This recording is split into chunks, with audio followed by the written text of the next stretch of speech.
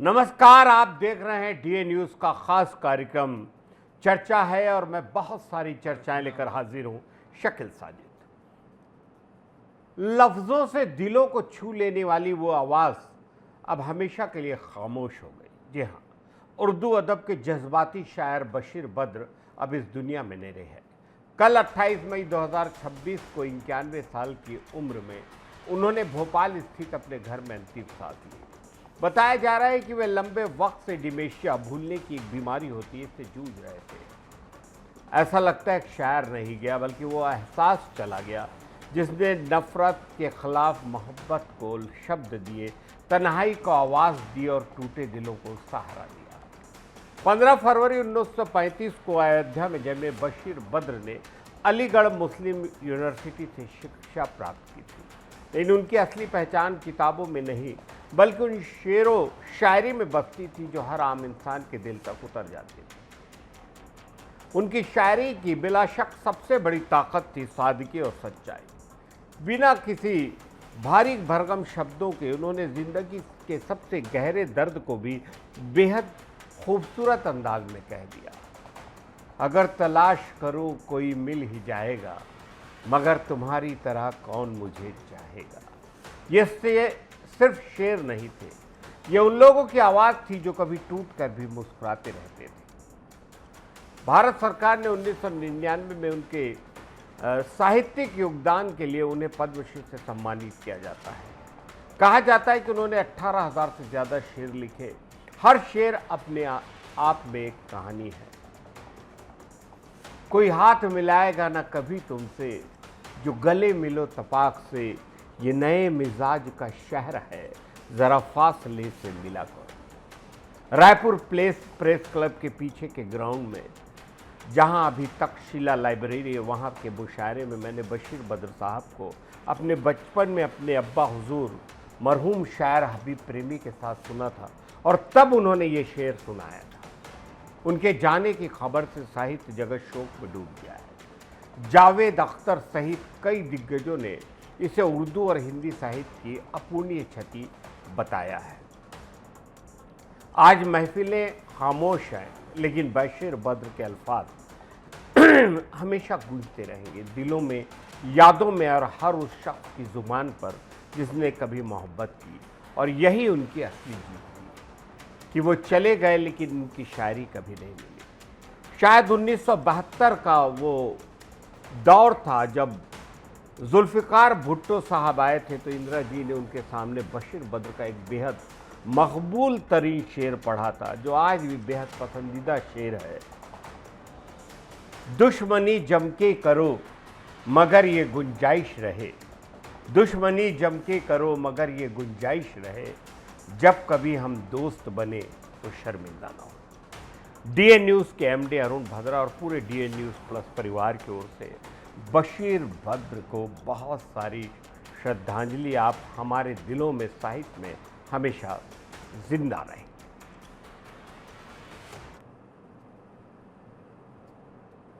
आज Punjabi music industry उस सितारे की बरसी है जिसकी आवाज़ भले खामोश हो गई, जिसके गाने आज भी करोड़ों दिलों में जिंदा है।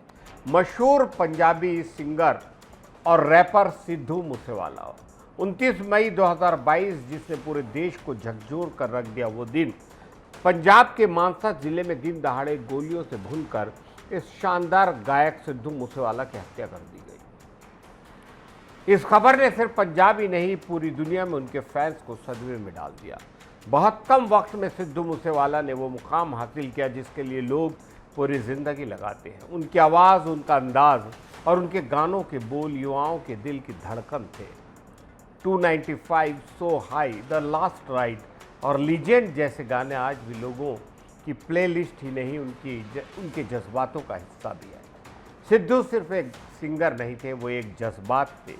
गांव की मिट्टी से निकलकर इंटरनेशनल म्यूजिक इंडस्ट्री तक पहुंचने वाले सिद्धू ने अपने दम पर करोड़ों का प्यार पाया।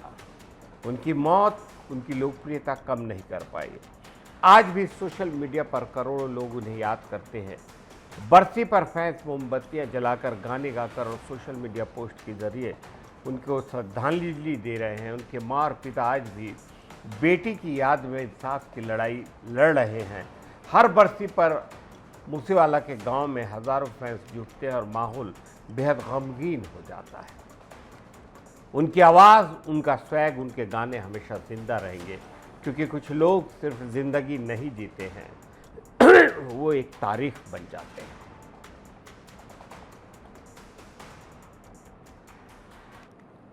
बॉलीवुड के बेहद एनर्जेटिक दमदार एक्टर्स में जाने वाले रणवीर सिंह इन दोनों एक बार फिर सुर्खियों में हैं। अपनी बेहतरीन एक्टिंग, अलग फैशन स्टाइल और हाई वोल्टेज एनर्जी के लिए मशहूर रणवीर का सफ़र किसी फिल्मी कहानी से कम नहीं। 6 जुलाई 1985 को मुंबई में जन्मे रणवीर सिंह ने अमेरिका की इंडियाना यूनिवर्सिटी से आर्ट्स की पढ़ाई। फिल्मों में आने से पहले उन्होंने कॉपी राइटर के तौर पर काम किया, यहाँ तक कि पढ़ाई के दौरान अमेरिका में वेटर की नौकरी।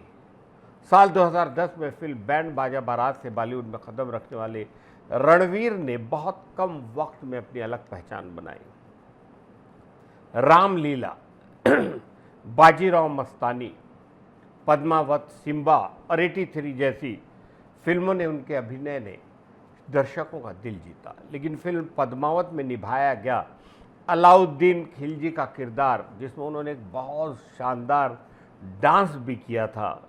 हालांकि खिलजी डांस करते थे या नहीं करते थे, इस पर एक बहुत सारी बहस हो सकती है, लेकिन वो उनका किरदार बेहद चुनौतीपूर्ण साबित हुआ। इंटरव्यू में बताया कि उस हिंसक किरदार का असर उनकी निजी जिंदगी में पड़ा। आक्रामक हो गए कि सामान्य होने के लिए उन्हें डॉक्टर की मदद लेनी पड़ी। वे बेहतरीन रैपर और परफॉर्मर भी हैं। फिल्म गली बाय में उन्होंने खुद रैप सॉन्ग गाया, अपने म्यूजिक टैलेंट से फैंस को प्रभावित किया। निजी जिंदगी चर्चा में रही। अभिनेत्री दीपिका पादुकोणे के साथ उनकी प्रेम कहानी फिल्म रामलीला के सेट से शुरू हुई। करीब 6 साल तक एक दूसरे को डेट करने के बाद 2018 में शादी की उन्होंने। आज दोनों एक बेटी दुआ के माता पिता हैं। हाल ही में रणवीर सिंह उस वक्त विवादों में आ गए जब डॉन 3 को बीच में छोड़ने की खबर आई। इसके बाद federation of western India cine employees ने उन पर बैन लगाने की बात कही, जिससे बॉलीवुड में हलचल मच गई। रणवीर सिंह आज सिर्फ एक अभिनेता नहीं, बल्कि एक ऐसी शख्सियत बन गए हैं जो हर किरदार में जान डाल देते हैं। उनकी एक्टिंग, जुनून और अलग अंदाज ही उन्हें बॉलीवुड का यूनिक स्टार बनाता है। हमें पूरी उम्मीद है कि फरहान अख्तर के साथ रणवीर सिंह का डॉन 3 का मसला भी सुलझ जाएगा।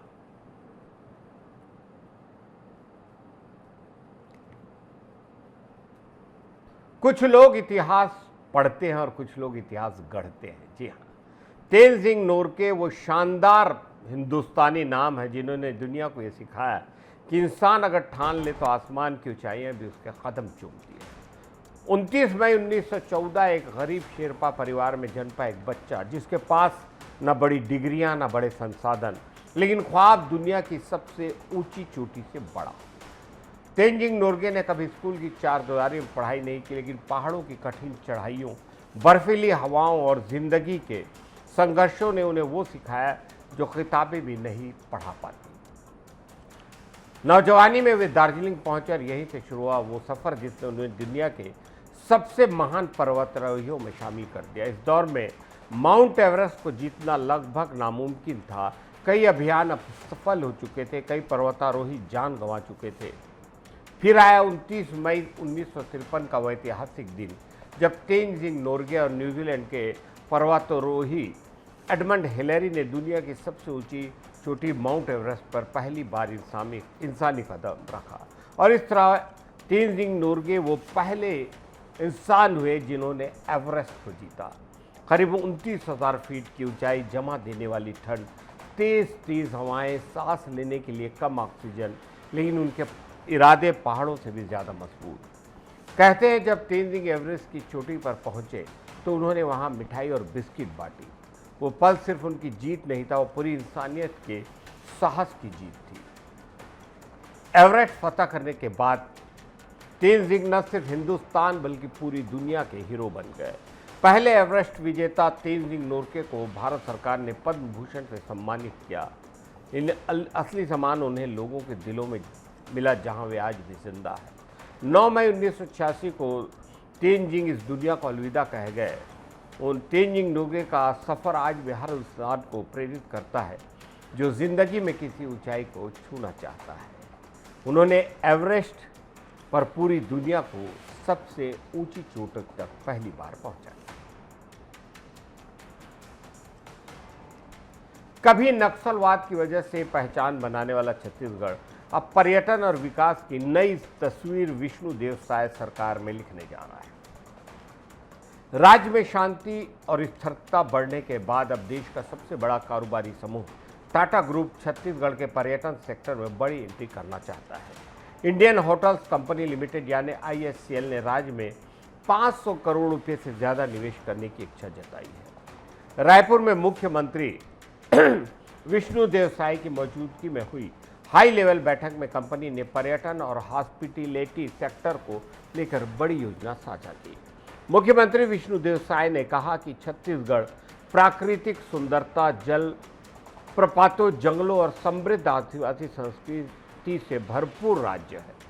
सरकार अब राज्य की असली पहचान को देश और दुनिया तक पहुंचाना चाहती है। विष्णुदेव सरकार ने टाटा समूह को होटल और रिसोर्ट्स के लिए 6 प्राइम लोकेशन पर जमीन देने का प्रस्ताव दिया। इनमें मैनपाट, सिरपुर, अमृत धारा जलप्रपात, रतनपुर, महासमुंद और बलौदा बाजार जैसे खूबसूरत पर्यटन स्थल शामिल है। इतना ही नहीं, बस्तर का चित्रकोट दंडामी रिसॉर्ट, कोंडागांव का थंगुल एथनिक रिसॉर्ट और मैनपाट का आलिशान रिसॉर्ट जैसी कई संपत्तियां भी टाटा समूह को सीधे सौंपे जाने की तैयारी है। सरकार का मानना है इससे सिर्फ पर्यटन ही नहीं बढ़ेगा बल्कि हजारों युवाओं को रोजगार के नए अवसर मिलेंगे। होटल, रिसॉर्ट, ट्रैवल और लोकल हस्तशिल्प से जुड़े कारोबार को भी बड़ा फायदा होगा। वित्त मंत्री OP चौधरी ने भी कहा कि निवेशकों के जरिए राज्य में आसान और पारदर्शी व्यवस्था तैयार है। 500 करोड़ से ज़्यादा निवेश करने वाली कंपनियों को विशेष प्रोत्साहन मिलेगा। कुल मिलाकर छत्तीसगढ़ अब बंदूक बारूद की नहीं बल्कि पर्यटन, संस्कृति और विकास की नई पहचान बनाने की ओर बढ़ रहा है। और अगर टाटा समूह का यह निवेश जमीन पर उतरता है तो आने वाले वक्त में छत्तीसगढ़ देश और दुनिया के बड़े टूरिस्ट डेस्टिनेशन में शामिल हो सकता है और हम इनका इंतजार करेंगे। आज कर्नाटक की राजनीति में जिस नाम ने धूम मचा दी है वो है DK शिव कुमार। कांग्रेस के ताकतवर नेताओं में गिने जाने वाले DK शिव कुमार जल्द ही कर्नाटक के मुख्यमंत्री बन सकते हैं। 64 वर्षीय DK शिव कुमार का जन्म 1962 में कर्नाटक के कनकपुर में हुआ। वे प्रभावशाली वक्कालिंगा समुदाय से आते और छात्र जीवन से राजनीति में सक्रिय हैं। साल 1980 में उन्होंने कांग्रेस से जुड़कर अपना राजनीतिक सफर शुरू किया और धीरे धीरे पार्टी के सबसे भरोसेमंद नेताओं में शामिल हो गए। DK शिव कुमार को उनके समर्थक कनकपुरा बंडे यानी कनकपुरा की चट्टान भी कहते हैं। इसकी वजह उनका मजबूत जनाधार और संगठन पर पकड़। 8 बार विधायक चुने जा चुके हैं। सिर्फ 27 साल की उम्र में पहला चुनाव जीता और जल्द ही मंत्री बन गए। DK शिव कुमार की असली पहचान चुनाव जीतने तक नहीं है बल्कि संकट के वक्त पार्टी को संभालने वाले नेता है। 2019 में जब कर्नाटक में कांग्रेस JDS सरकार संकट में थी और कई विधायक बागी हो गए थे तब DK शिव कुमार ने मोर्चा संभाला। पार्टी को टूटने से बचाने की उनकी जिम्मेदारी कोशिशों ने उन्हें गांधी परिवार का बेहद करीबी और भरोसेमंद नेता बना दिया। उनका राजनीतिक सफर विवादों से अछूता नहीं रहा। आय से अधिक संपत्ति और मनी लॉन्ड्रिंग मामले में ED ने 2019 में उन्हें गिरफ्तार किया था। 50 दिन जेल में रहने के बावजूद उन्होंने राजनीति में पकड़ कमजोर नहीं की, अपनी वफादारी नहीं बदली। बीते विधानसभा चुनाव में दिए हलफनामे के मुताबिक उनकी घोषित संपत्ति 1400 करोड़ रुपए से ज़्यादा है, जिससे वे देश के सबसे अमीर नेताओं में हैं। आज की राजनीति में कर्नाटक के DK शिव कुमार एक नेता नहीं बल्कि कांग्रेस के संकट मोचक भी माने जाते हैं। मुख्यमंत्री पद उन्हें मिलता है जिसकी पूरी संभावना है तो उनकी राजनीतिक संघर्ष और संगठन क्षमता का बड़ा इनाम माना जाएगा DK शिव कुमार को। हमारी तमाम शुभकामनाएं DK शिव कुमार के मुख्यमंत्री बनने के लिए।